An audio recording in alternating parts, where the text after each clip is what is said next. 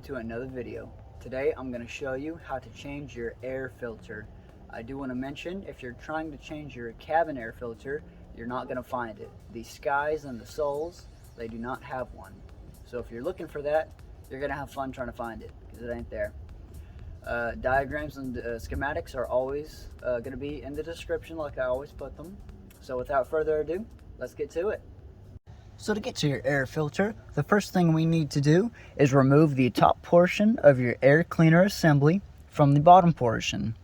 As you can see, they're held on by clips. They're just simple pull tabs, so just pull those off and it will free the upper portion of your assembly. The one thing that I found to make this job incredibly helpful is to remove your positive crankcase valve, set that to the side, as well as removing your MAF sensor harness. That way, whenever you lift your assembly, it's not being held on to anything and you have free access. Now that our valve, our sensor, and our tabs are undone, all we have to do is raise the upper portion of the air cleaner assembly and we have easy access to our air filter, which can be easily removed like so.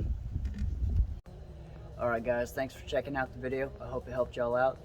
Once again, diagrams and schematics are in the description below, as well as a link to the service manual that I'm uploading. And though there was nothing to torque down today, I want you to remember, don't forget, torque is back.